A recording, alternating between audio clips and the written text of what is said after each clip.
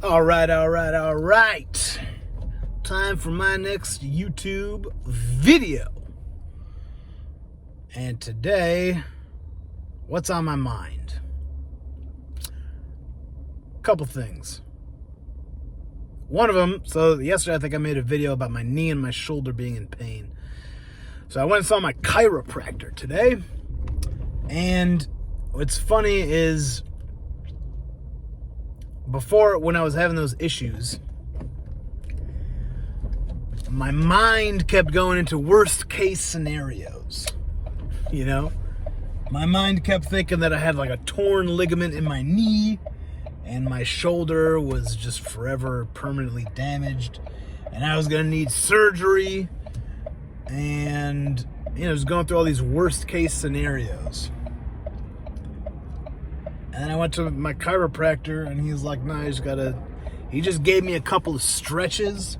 I mean, he did a little bit of manipulate, a little bit of work.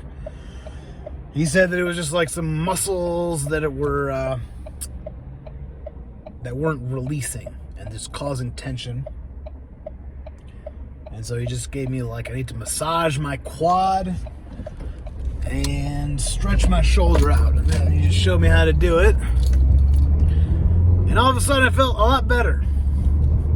It's a very quick fix. And so it's funny how it turned out to be nothing. But before, it was just a little bit of pain, and clearly something wasn't right, but turned this small thing into, I had all these thoughts about it being a much bigger deal than it was.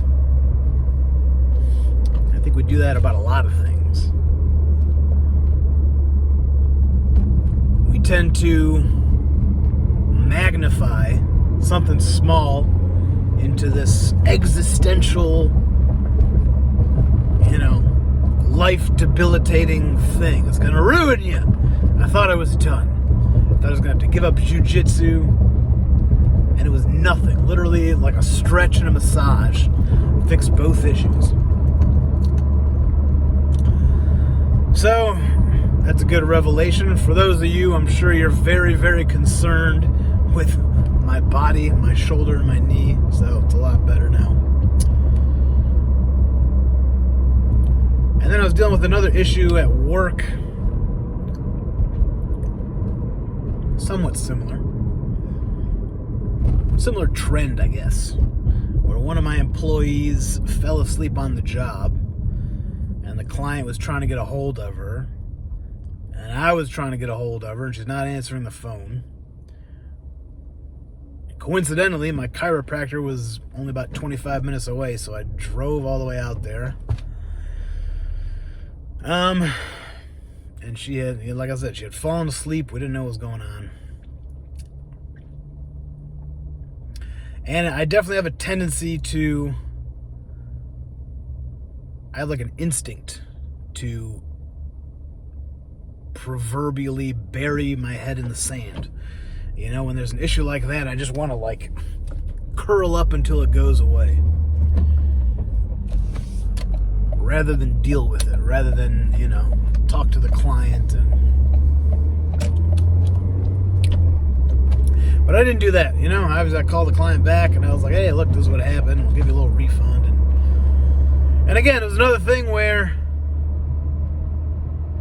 it wasn't that big of a deal. I mean, in the moment, it was a little scary and frustrating not knowing what's going on at this client's home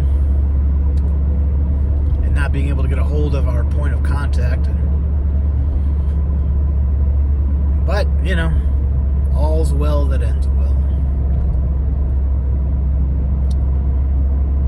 So,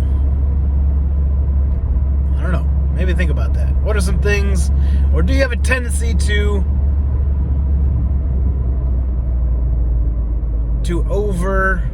what's the word?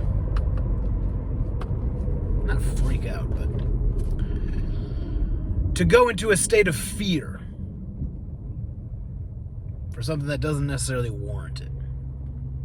And think about what that feels like. You're a little bit concerned about it, and you always go to the worst case scenario.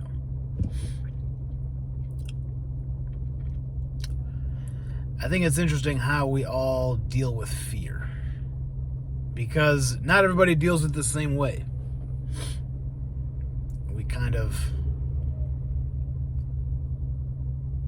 We learn how to respond to our emotions when we're kids, right? So you're a little kid, something scares you, and then we learn responses, and we keep those behavior patterns. So for me, one of those things is, again, when I'm afraid, I kind of shut down. I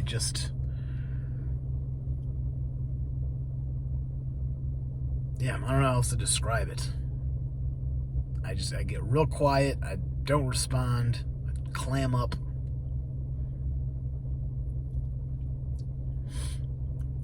I mean, it's not that bad. I don't curl up into a ball and just start crying in the corner. It's not like that, but it's something I'm working through, you know? And I think that's part of growing up and awakening, as they say, is noticing your responses and trying to understand, why is that your conditioned response? I also think you can get lost. You can think too much about why. I know why I respond that way. I think the real point is not to dwell on why that happened, because then you're stuck in the past. Like, oh well, when I was a kid, I had this kind of relationship with my family, and then you keep looping on it. That, I think, actually reinforces it. But I think it's helpful to sort of put the pieces together, like, oh, okay, so these things happened when I was a kid, and it sort of programmed me to behave in this way, and now I have this behavior pattern. So it's not about dwelling on what happened in the past, it's more so about trying to establish new pathways, new responses. What would be a more productive response to a similar stimulus? I think it helps to be more oriented toward the future. That's something I've definitely struggled with. I spend way too much time regretting the past